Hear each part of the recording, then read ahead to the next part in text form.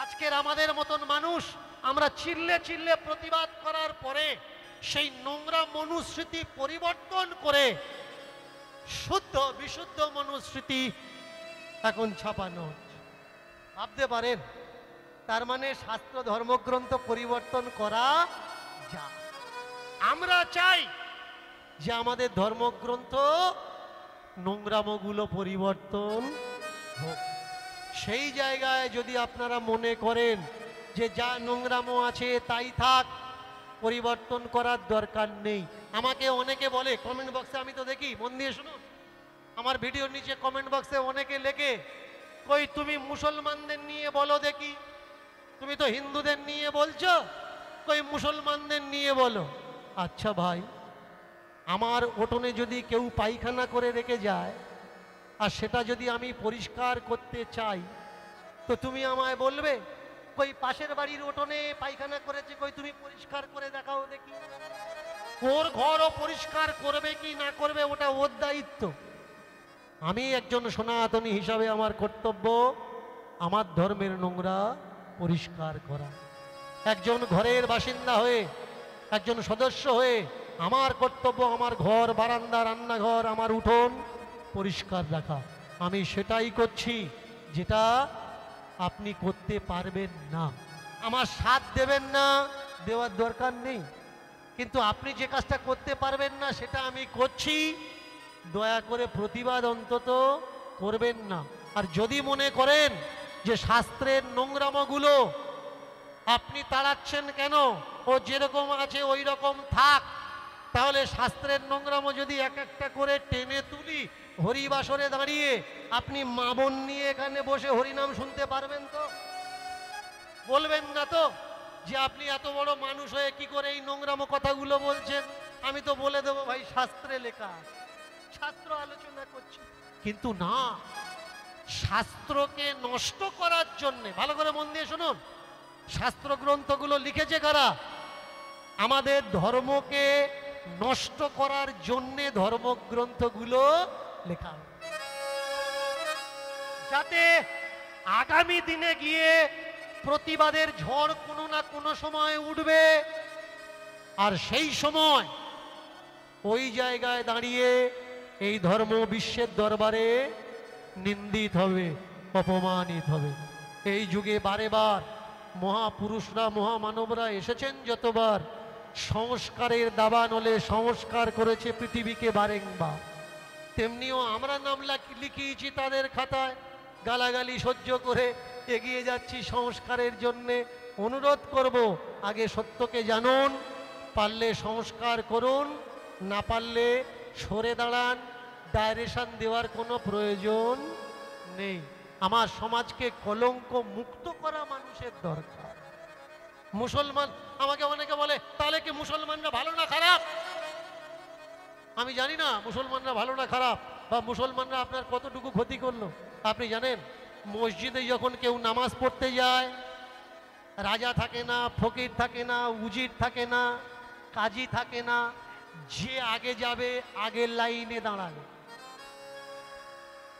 যে নামাজ পড়ান মৌলবি মাওলানা, তার হাত ধরে হাতটা আপনি ছুঁতে পারবেন, তাকে আপনি ছুঁতে পারবেন। কিতাব, ধর্মগ্রন্থ, কুরআন যেখানে রাখা হয় আপনি কুরআন স্পর্শ করতে পারবেন, সালাম দিতে পারবেন, সাজদা করতে পারবেন। আপনি পারবেন মন্দিরে গিয়ে যাকে ভগবান বলছেন তাকে ছুঁতে? যদি ছুঁয়ে দেন 12-14 খানা পণ্ডিত দেখে তারপরের দিন উৎসব করা লাগে। কেন? ঠাকুর ছুঁয়ে দিয়ে। আপনার ভগবান, কিন্তু ছোঁয়ার অধিকার আপনার নেই। ভগবানকে, ভগবান নাকি জগৎ পিতা। আচ্ছা, আমার বাবাকে যদি আমি ছুঁতে পারি, লাফিয়ে গিয়ে যদি কোলে উঠতে পারি, জড়িয়ে ধরে যদি আদর করতে পারি, তাহলে ভগবানকে কেন জড়াতে পারবো না? কখনো ভেবেছেন? ভাবুন, প্রশ্ন করতে শিখুন, তবে প্রতিবাদের ভাষা জন্মাবে। আর প্রশ্ন করা ভুলে গেলে সেই দিন আপনার মৃত্যু হয়ে গেল। সবকিছু বিক্রি হয়ে গেল। মন দিয়ে শুনুন আজকের একটা কথা, যারা দূর থেকে এসেছেন বলুন তো, মালা নিয়েছেন কেন? মানুষ হওয়ার জন্যে নাকি স্বর্গে যাওয়ার জন্যে? তিলক কাটছেন কেন? মানুষ হওয়ার জন্যে নাকি স্বর্গে যাওয়ার জন্য? মালা জপছেন কেন? মানুষ হওয়ার জন্যে নাকি স্বর্গে যাওয়ার জন্য? বাম্মার হাতে খাচ্ছেন না, আত্মীয় বন্ধু বান্ধবদের বাড়িতে যাচ্ছেন না, লেখাপড়া ছেড়ে দিয়েছেন স্বর্গে যাবেন বলে নাকি মানুষ হবেন? এই পৃথিবীতে কোনটার আজকের বেশি দরকার? একজন মালা টেপা লোক, একজন দীক্ষা নেওয়া লোক, আত্মীয় বন্ধু বান্ধবকে ত্যাগ দেওয়া লোক, বাবা মাকে ভাত না দেওয়া লোক, নাকি একজন মানুষ? কোনটা দরকার? মরে যাওয়ার পর বাবা মাকে লাখো টাকা খরচা করে শ্রাদ্ধ করার দরকার, নাকি বেঁচে থাকতে 10 টাকার একটা মিষ্টি দই কিনে বাবার দেওয়ার দরকার? বাবা তোমার জন্য মিষ্টি দই কিনে এনেছি, খা। কোনটা প্রয়োজন? জীবিত থাকতে মানুষের পাশে দাঁড়ানো, নাকি মৃত্যুর পরে একটা আলাদা জগৎ আছে আর সেই জগতে গিয়ে সুখে থাকবেন সেই চিন্তার জন্য? বলুন তো, স্বর্গ স্বর্গ স্বর্গ স্বর্গ যারা করেন, আমার তো কখনো মনে হয় এটাই স্বর্গ। আমরা যেই জন্মেছি এটাই আমাদের স্বাধীনতা। আমরা ইচ্ছা করলে কাজ করতে পারি, নাও করতে পারি। ইচ্ছা করলে আমরা এটা খেতে পারি, নাও খেতে পারি। ইচ্ছা করলে কোথাও যেতে পারি, নাও যেতে পারি। তাহলে স্বর্গ কই? এটাই স্বর্গ। কে বলেছে স্বর্গ মরার পরে পাওয়া যায়? মরার পরে কি আছে ও তো মরলে তবে জানা যাবে। কারণ জন্ম আর মৃত্যুর মাঝখানে এমন শক্ত দিবার উঠে আছে, এই দিবারের ওপারে কি হচ্ছে আর এপারে কি হচ্ছে যে যে পারে আছে সে জানে, বাকি আর কেউ জানে। স্বর্গের লোভ দেখিয়ে ধর্মের ধান্দাবাজরা আমাদেরকে 7,000-এর উপরে খণ্ডিত করে রেখেছে। 7,000-এর উপরে কেন? যাতে আমরা এক না হতে পারি। যদি এক হই তাহলে কি হবে? 3.5 জন মানুষ, 3.5 জন মানুষ, শতাংশকে 7,500-এ ভাগ করে রেখেছে।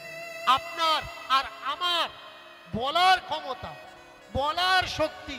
এই ছোট্ট মেয়েটা ভগবানের সম্মুখে দাঁড়িয়েছে, দাঁড়িয়ে জিজ্ঞাসা করছে তুমি ছেলে না মেয়ে? ধর্মগ্রন্থ বলছে ভগবান মোহিনী হয়েছে, মানে ভগবান মেয়ে। যারা ভগবানকে ভালোবাসে তারা বলছে পুরুষ মানুষ মেয়ে ছেলে সাজতে পারে, তাই বলে কি সে মেয়ে ছেলে? আচ্ছা, পুরুষ মানুষ যদি মেয়ে ছেলে সাজে, সেজেছে যখন শিব বিষ্ণুকে জড়িয়ে ধরেছে, নারী মোহিনী রূপী মূর্তিকে জড়িয়ে ধরেছে, নারদ দেখে বললে ও ঠাকুর খুব সুন্দর, খুব সুন্দর রূপ। এই রূপকে আগামী কলিযুগে আমি মোড়ে মোড়ে দেখাবো। ভালো করে খেয়াল করবেন, প্রতিটা রাস্তার মোড়ে দেখাবো।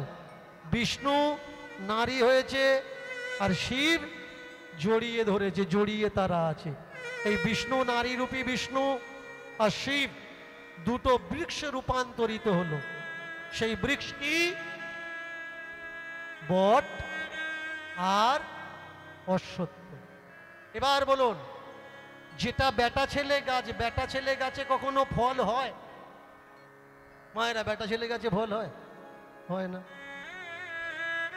তাহলে কৃষ্ণ যদি পুরুষ হবে, বিষ্ণু যদি পুরুষ হবে, সে যদি নারী রূপী মোহিনী পুরুষ রূপী হবে, তাহলে মর্তধামে এসে বট অশ্বত্থ হয়ে দুটো গাছের ফল হবে কেন? কখনো ভেবেছেন? এটা আগে ভাবা লাগবে। মেয়েটার মাথায় লেগেছে, তাহলে তুমি বেটা ছেলে না মেয়ে ছেলে? ওমা, 6 বছরের মেয়ে প্রশ্ন করছে, আর আমরা বুড়ো হয়ে মরতে যাচ্ছি, প্রশ্ন করা আমরা ভুলে গেছি। কারণ ধর্মের দিকে তাকিয়ে যদি কেউ প্রশ্ন করে তার নাকি পাপ হবে। পৃথিবীতে অভাবের ভয় নেই, অন্যায়ের ভয় নেই, অপমানিত হওয়ার ভয় নেই। ভয় কিসের? পাপ হবে, আর পাপ হলে নরকে যাবে। কোথা স্বর্গ কোথা নরক কে বলে তা দূরাদূর। মানুষের মাঝে স্বর্গ নরক, মানুষের মাঝে সুরাসুর। ওরা তো বলেছিল বারেংবার, ভুলে গেলাম প্রতি পদে, পরখ করে দেখলাম না কেউ একবার। কোনটা সত্য কোনটা মিথ্যা বিচার করি না, তাই তো আমরা সত্য মিথ্যের ধার ধারি না। সারা জীবন করে গেলাম পাপ আর অন্যায়, পাপের বোঝাতে নামাতে এবার তীর্থ একমাত্র উপায়। শেষ বয়সে অর্থ নিয়ে তীর্থ করতে যাই, তীর্থে গিয়ে দেখি ও ভাই পাপ পুণ্য টাকা দিলে মুক্তি পাওয়া যায়। হ্যাঁ, কি পাপ করেছে?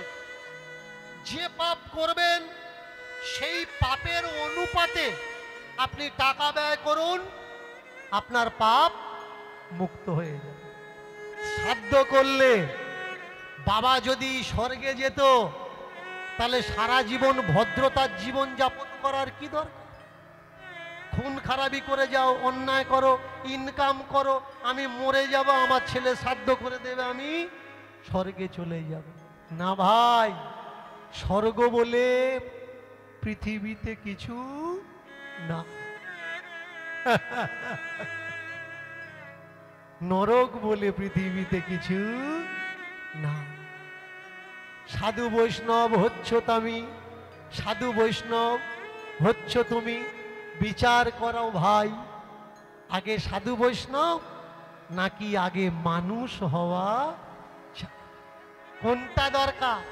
ভিতরের মনুষ্যত্ব নাকি গলার মালা? আপনি মালা পরছেন, কেউ বললো এক প্যাঁচ দে, কেউ বললো এক প্যাঁচ নয় 2 প্যাঁচ দে, কেউ বললে 2 প্যাঁচ দিলে হবে 3 প্যাঁচ। কেউ কেউ আবার দেখি মালার ভারে চলতে পারছে না, ওটা মানুষ না মালার দোকান চেনা যাচ্ছে না। আমাকে অনেকে বলে বাবা বেশি মালা নেওয়া ভালো না খারাপ? মায়েরা আমাকে অনেকে বলে বেশি মালা, 65-70 হাজার শিষ্য আছে আমার, প্রত্যেকের গলায় আমি দিয়েছি, মালা পরিয়ে দিয়েছি। তোমার যদি মনে হয় মালাতেই তোমার তুষ্টি, মালা পরো।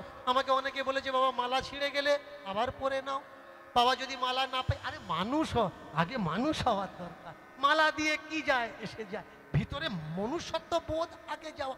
আমাকে অনেকে বলে বাবা বেশি মালা নিলে নাকি ভালো হয়। আমি বললাম হ্যাঁ, যত বেশি মালা নিবি উপকার হবে, তবে পাহাড়ের সাইডের লোকেদের উপকার হবে না, যারা নদীর সাইডে বসবাস করে। এই যেমন আপনারা মাদলা নদীর কাছে আছেন, আপনারা যত বেশি মালা নেবেন আপনাদের উপকার হবে। কিরকম উপকার হবে বলে দেবো, ভালো করে মন দিয়ে শুনুন। মালা নেবেন এমন ভাবে নেন যেন মুখ না দেখা যায়, আর সরু সরু নেবেন না, মোটা মোটা কাঠের মালা নেন, মোটা মোটা তুলসী কাঠের মালা পরবেন। কেন বলুন তো? এই মাঝে মধ্যে বর্ষার সময় যেভাবে বাঁধ ভাঙছে, গ্রাম আর নদী যদি এক হয়ে যায় সকলে মরবে, আমি কথা দিচ্ছি আপনি মরবেন না। কারণ কাঠের মালা যদি গলায় ডুবে থাকে বডি জলের নিচে থাকবে কিন্তু মুন্ডু আপনার ভাসবে, ও কোথাও না কোথাও গিয়ে ঠেকবে। মালা যদি নিতে হয় ওরকম না যাতে বানের জল ঢুকলে তুমি মরবে। কেউ বললে 1 প্যাঁচ নাও, কেউ বলছে 2 প্যাঁচ নাও, কেউ বলছে 3 প্যাঁচ নাও। যারা যারা মালার প্যাঁচ নিয়েছো একটু বিচার করো তো, গলায় তো মালার প্যাঁচটা দিয়েছো, মনের প্যাঁচটা বের করেছো?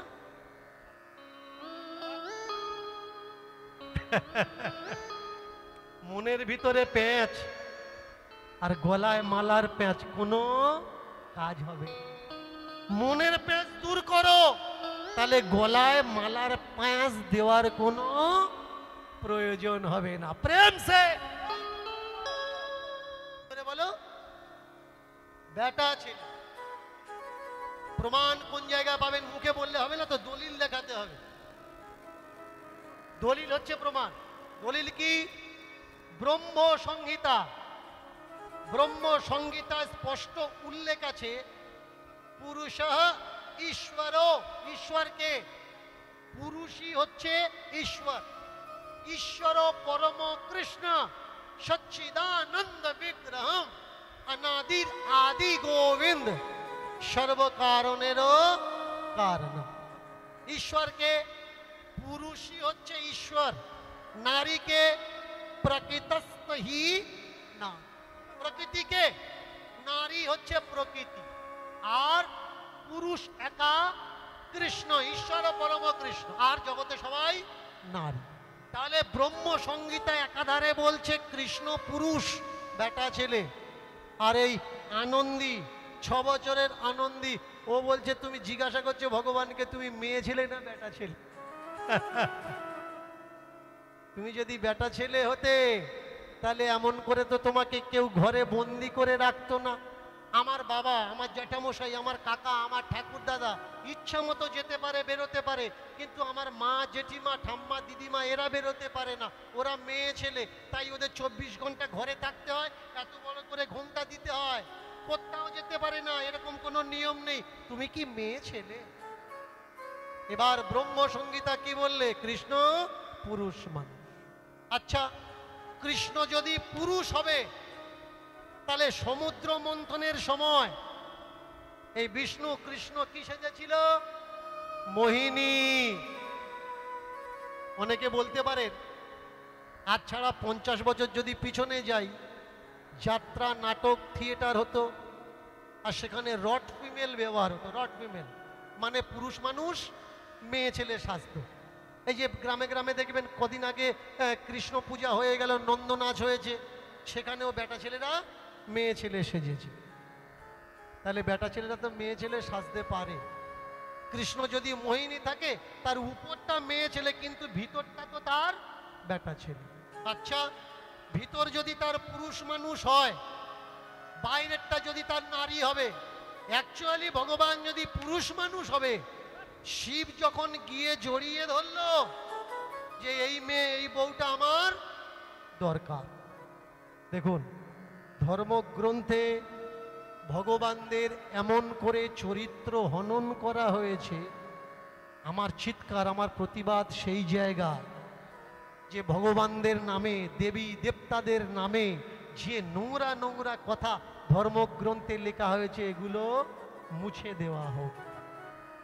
ভালো কথা লেখা হোক, সত্য কথা লেখা হোক, যেটা শুনে জেনে আপনার মঙ্গল হবে, যেটা আপনি আপনার ছেলে মেয়েকে বলতে পারবেন, যেটা আপনার বাবা মা আপনাকে বলতে পারবে, যেটা আপনি পাড়ার জ্যাঠামশাই, দাদামশাই, কাকামশাই তাদের সামনে উঠে দাঁড়িয়ে বলতে পারবেন।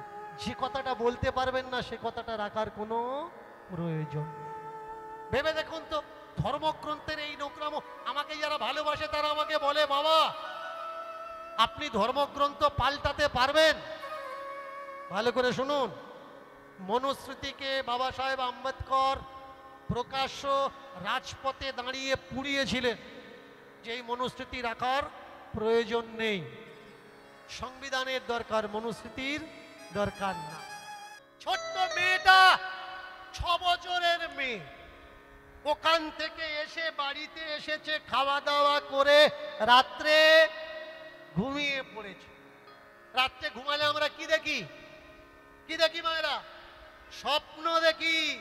এই মেয়েটাও স্বপ্ন দেখছে।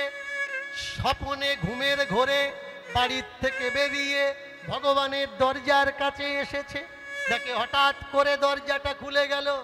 দরজা খুলে যাওয়ার পরে ওই যে দাঁড়িয়েছিল এইভাবে না, দরজা খুলে বেরিয়ে আসছে সোজা হয়ে, ওরে ওরে ও আনন্দী বাই। মায়েরা শুনুন, বাই মানে কোনো খারাপ শব্দ না। এক একটা শব্দ স্থানান্তরিত হলে বুলি হয়, আবার এক একটা শব্দ স্থানান্তরিত হলে তাকে গালিও হয়। যেমন মেদিনীপুরের দিকে চলে যাবেন, আপনি তো মেদিনীপুরে মানুষ, ছোট মানুষকে কি বলে? কচি বলে, তাই না? কচি টকা, টকা বলে, কচি বলে, তাই তো? মেদিনীপুরের থেকে এসে এই যে ডায়মন্ড হারবার নদী এপারে চলে আসবেন, কচিকে টকাকে কি বলে? নুনো বলে। নুনো মানে কিন্তু গালাগালি, এমন ভালো জিনিস নয়। কচি মানে গালাগালি নয়, কিন্তু স্থান পরিবর্তন, ভাষা পরিবর্তন, ভাষার শব্দার্থ, ব্যাকরণও পরিবর্তন। বাই, বাই শব্দের অর্থ কি? কাম বা দ্বারা। কিন্তু আপনি যখন দক্ষিণ ভারত চলে যাবেন, বাই শব্দের অর্থ কি? বাই শব্দের অর্থ হচ্ছে মা। মাকে আইও বলে, বাইও বলে। তাহলে বাবাকে কি বলে? মায়েরা বাবাকে কি বলে? মাকে যদি আই বা বাই বলে, বাবাকে কি বলে? বাবাকে বলে নানা। এদিকে নানা মানে কি? নানা মানে দাদু, নানা মানে মার বাবা, তাকে নানা বলে। কিন্তু দক্ষিণ ভারতে নানা, নানা মানে বাবা। রাজ্য, স্তর পরিবর্তন, ভাষা শব্দার্থ পরিবর্তন। তো ওই আনন্দী বাইকে ভগবান বলছেন, তোর নাম কি? ঘুমের ঘোরে স্বপ্ন দেখছে আনন্দী, মন্দিরের সামনে দাঁড়িয়ে আছে আর বলছে আমার নাম আনন্দী। ও, তোর নাম আনন্দী? তাহলে মন দিয়ে শোন, আজকে তোকে আমি কটা আনন্দ দিই। আনন্দী, তোকে আমি কটা আনন্দ দিই। এই জগৎ সংসারে কিন্তু প্রত্যেক মেয়েই আমরা আনন্দী। আনন্দী কখন? যখন আমরা বাপের বাড়িতে থাকি, মেয়েরা প্রতিটা মুহূর্তে আনন্দ করে, আনন্দী। আর যখন বিয়ে হয়ে শ্বশুর বাড়ি চলে যায়, দুঃখের নদী, দুঃখের নদী। মেয়েরা বাপের বাড়ি থাকে, তাদের চোখ থেকে জল বেরোয়, হাসতে হাসতে বেরোয়। আর বাপের বাড়ি ছেড়ে যখন শ্বশুর বাড়িতে যায়, চোখ থেকে জল বেরোয়, তবে ওটা যা হাসির জল নয়, ওটা দুঃখের জল, কষ্টের জল, বেদনার জল, যন্ত্রণার। বাপের বাড়িতে মেয়ে যখন হাসতে হাসতে চোখে জল বেরোয়, বাবা মা হাসে আর বলে, দেখেছিস হাসতে হাসতে চোখে জল বেরিয়ে যাচ্ছে। আর শ্বশুর বাড়িতে বাবা মা যাতে দেখতে না পায়, মেয়েরা চোখে জল মুছে নেয়, বাবা মার সামনে এসে দাঁড়ায়। ভগবান আনন্দীকে বলছে, আনন্দী শোন, তোকে আজকে আমি কটা আনন্দ দিই। বলে দাও। বলে আনন্দ নিতে গেলে দাঁড়িয়ে নিতে হয় না, আনন্দ নিতে গেলে বসে নিতে হয়। আমি কোথায় বসবো ভগবান? বলে বসতে গেলে ভিতরে আয়। ভালো করে শুনুন, এতক্ষণ আমরা অনেক কিছু শুনেছি, কিছু আধ্যাত্ম কথা, আধ্যাত্মবাদের কথা আমরা আস্বাদন। ভগবান শিষ্যকে বলছেন, ভক্তকে বলছেন, বসতে গেলে ভিতরে আয়। এই যে বাইরে দেখছেন, বাইরের বসাকে যোগী বলা হয়, কর্মযোগী। আর ভিতরে যিনি বসেন তাকে কি বলা হয়? ধ্যানী। ধ্যান কখনো বাইরে হয় না, ধ্যান হয় ভিতরে। আমি বারবার একটা কথা বলি, সদ্গুরুর দরকার, সদ্গুরুর দরকার। কি এই সদ্গুরু? ভালো করে শুনবেন। আপনাদের এই এরিয়ায় কয়েক হাজার শিষ্য কিন্তু আমার আছে, একটার দ্বার নয়, কয়েক হাজার। সব শিষ্যরা যে আমাকে বাবা বলে ডাকে তা নয়। আমার থেকে নাম নেওয়ার পরে, দীক্ষা নেওয়ার পরে অনেকে এমনও আছে যারা আমার নামে গালাগালিও করে। এতে আমার কষ্ট না, হাতের 5টা আঙুল সমান হয় না। একটা বাবার যদি 5টা ছেলে থাকে, সব ছেলে কি বাবার ভালো বলে? আমার তো 65-70 হাজার ছেলে, সবাই কি আমার ভালো বলবে? তা না। কিন্তু কষ্ট কোন জায়গায় জানেন? গুরু আমরা করি কেন? গুরু করি আমরা জানার জন্যে। কি জানা? যে প্রশ্ন আমার মনে আছে কিন্তু উত্তর আমার কাছে নেই, সেই প্রশ্নের উত্তর জানার জন্যেই আমার গুরু করা। গুরু করলাম ভেবেছো, কানে মন্ত্র নিয়েছো, গলায় মালা নিয়েছো, হয়ে গেছে না, গুরু পাশে বসতে হবে, গুরু সঙ্গ করতে হবে, প্রশ্ন করতে হবে, উত্তর নিতে হবে, তবেই তুমি মুক্ত হবে। তোমার হাতের বেড়িটা, তোমার হাতের বাঁধনটা কেউ ভাঙতে পারবে না, কেউ ছিঁড়তে পারবে না, যদি তুমি না ছেড়ো।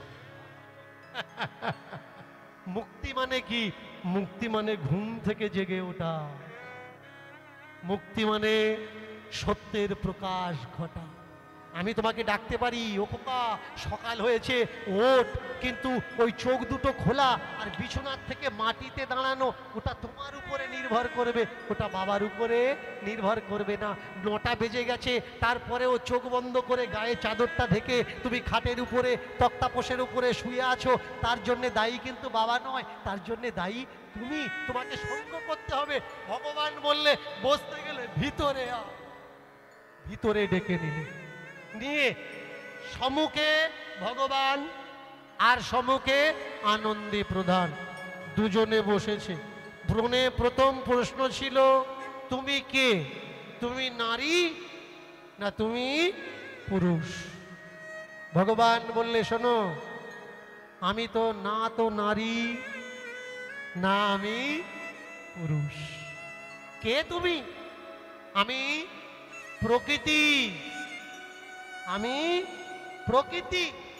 আমি হাওয়া হয়ে শীতলতা যোগাই, আমি সাগর গঙ্গার জল হয়ে মলিনতা ধোয়াই, আমি গাছ হয়ে রোদ্দুরের প্রখর মানুষকে ছায়া প্রদান করি, আবার সূর্যের প্রকাশ হয়ে পৃথিবীর অন্ধকার দূরীকরণ করি।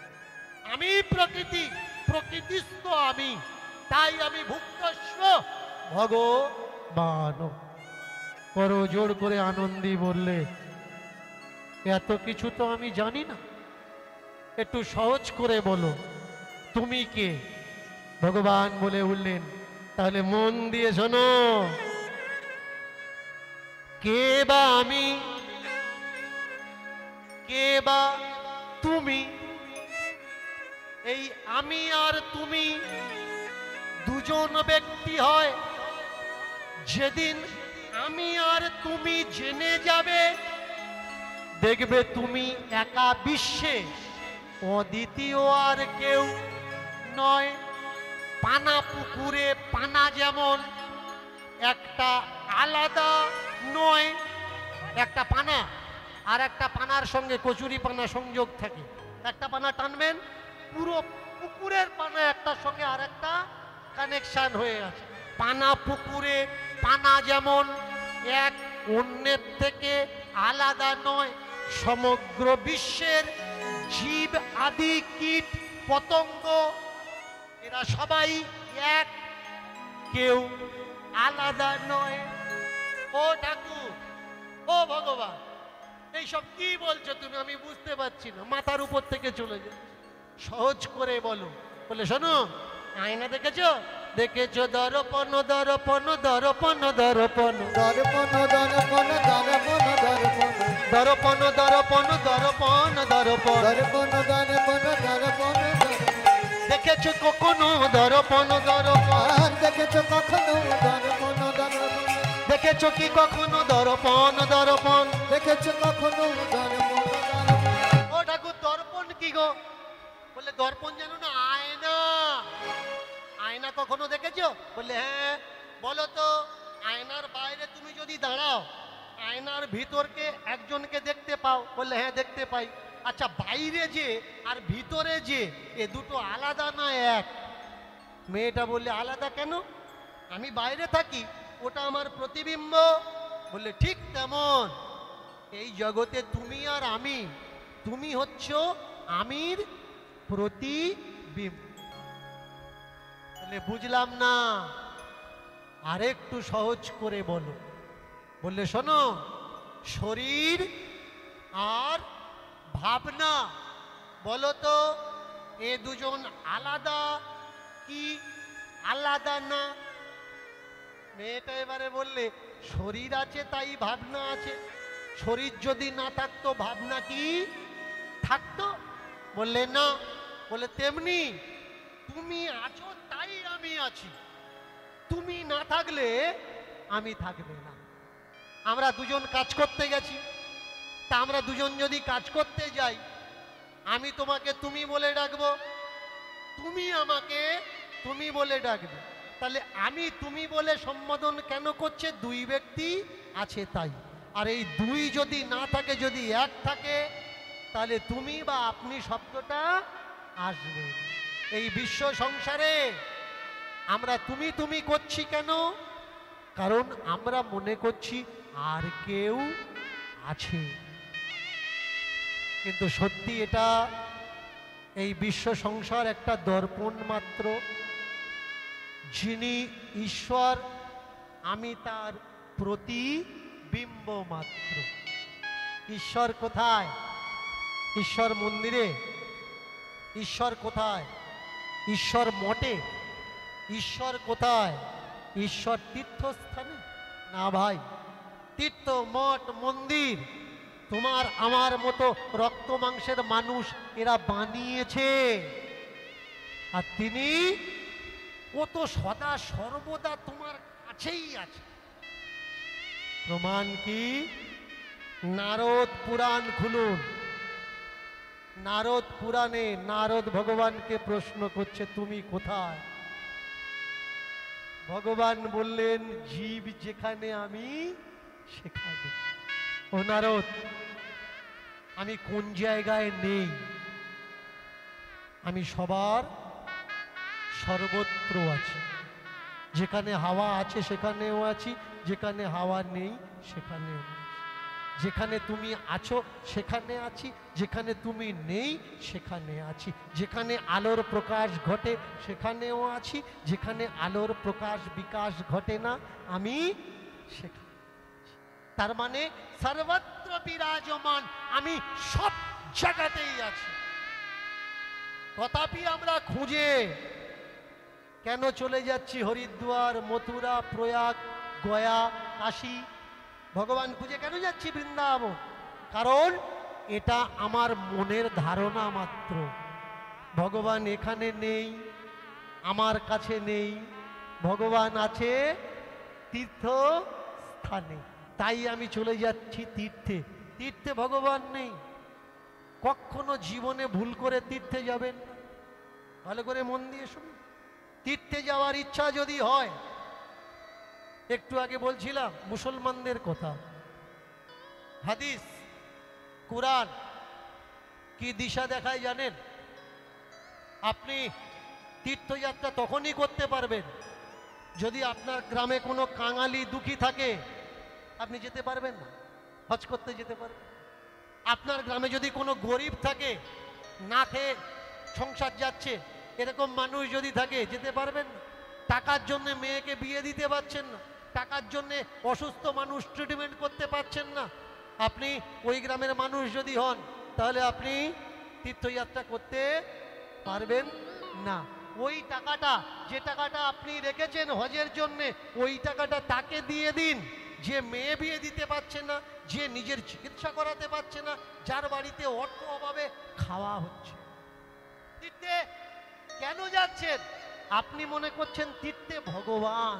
না ভাই, তীর্থে ভগবান নেই। ভগবান কোথায়? ভগবান আপনার ভেতরে। আপনি ভগবানকে দেখতে পাচ্ছেন না। কেন দেখতে পাচ্ছেন না? এক তো দূরের জিনিস দেখা যায় না, আর এক কাছের জিনিস দেখা যায়। এখান থেকে যদি কেউ বলে জামতলায় দেখতে পাচ্ছিস বাস দাঁড়িয়ে আছে, না দেখতে পাচ্ছি। কেন? ওটা আমার দৃষ্টির অগোচরে অনেক দূরে, তাই দেখতে পাচ্ছি না। আবার আমাদের অনেক কাছে আমাদের যে চোখ, চোখের একটা মানিক, তার চতুর্দিকে একটা কালো বর্ণ আছে। যদি কাউকে বলেন তুই দেখতে পাচ্ছিস তোর চোখের মানিককে, যে চোখ তোকে দেখায় সেই মানিককে তুই দেখতে পাচ্ছিস? তুমি বলবে না, আমি দেখতে পাচ্ছি না। কেন? এটা আমার অনেক কাছের, তাই আমি দেখতে পাচ্ছি না। আমি ভগবানকে কেন দেখতে পাচ্ছি না, কেন বুঝতে পারছি না? কারণ তিনি আমার অনেক কাছে, এত কাছে যে তিনি বাইরে নেই, তিনি আমার অন্তরে আছেন। আমি আমার ভগবানকে বাইরে বাইরে খুঁজি, কিন্তু কখনো আমি আমার ভগবানকে অন্তরে খুঁজি। হায়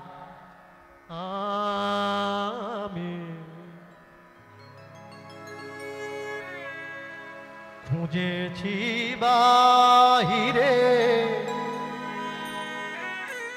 কতবার তোমার দ্বারে,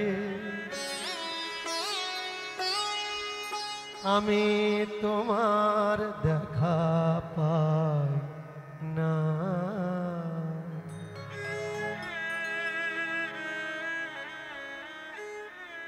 ভগবান বলে ওরে নেই আমি বাহিরে, যেখানে আছি সেখানে কখনো খুঁজে দেখিস না। যদি অন্তরে খুঁজে নিতি, আমায় পেয়ে যেতে বারে বার, বারে বার। যদি অন্তরে খুঁজে নিতে, আমায় পেয়ে যেতে বারে বার, বারে বার। খুঁজেছ সেথা যেথা নেই আমি, খুঁজেছ সেথা যেথা নেই আমি, এসেছ ফিরে বারে বার।